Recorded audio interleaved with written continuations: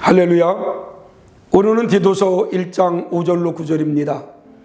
내가 너를 그레데에 남겨둔 이유는 남은 일을 정리하고 내가 명한 대로 각 성의 장로들을 세우게 하려 함이니, 책망할 것이 없고 한 아내의 남편이며 방탕하다는 비난을 받거나 불순종하는 일이 없는 믿는 자녀를 둔 자라야 할지라.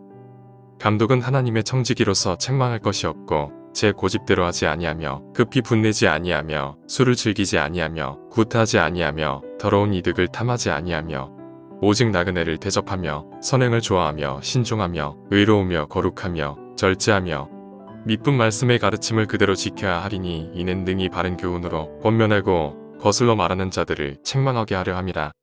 디도는 기독교 역사 속에 수수께끼와 같은 인물입니다.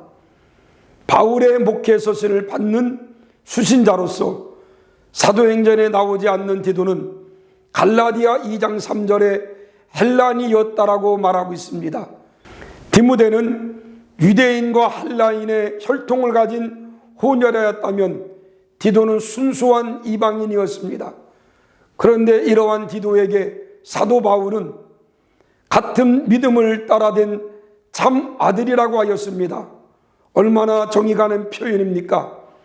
바울은 디도를 신뢰했습니다. 바울은 디도에게 잘못된 교인을 향한 책임과 해야 할 목회적 사명을 맡겼습니다.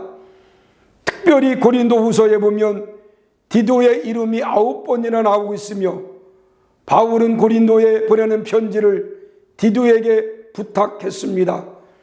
디도는 또 그라데에서 목회한 경험을 갖고 있는 목회자였습니다.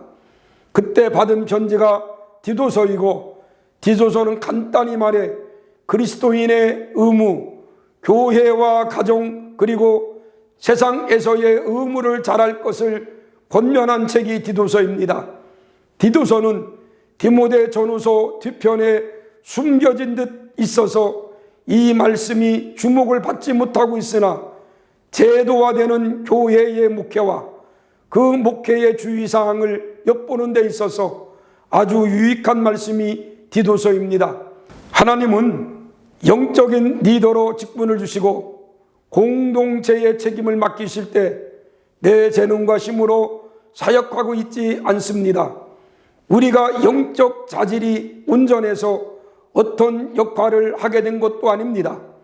하나님은 우리를 리더로 세우실 때는 누군가의 영적 성장을 도와주는 리더가 되라는 사명을 주셨다는 것입니다. 영적 성장에 도움을 주는 사람들을 보면 영적으로 훌륭한 영성 생활을 하는 사람이 있다는 것을 우리들은 볼 수가 있습니다. 그렇다면 영적 리더로 부름받은 사람, 영적 리더에 대한 열망이 있는 사람은 먼저 자신이 영적 리더의 자질을 겸비하도록 해야 합니다. 주님을 먼저 영접한 영적인 리더는 먼저 영적인 풍성함과 즐거움을 맛보아야 한다는 것입니다. 그래야 다른 사람의 성장을 도와줄 수가 있습니다. 우리는 영적 리더로 오늘도 바르게 생활하는 지체들이 되기를 소원하며, 나를 통해서 믿지 않는 사람들에게 영적인 모습을 보여주는 하나님의 귀한 일꾼들이 되기를 주의 이름으로 간절히 부탁합니다. 기도하겠습니다.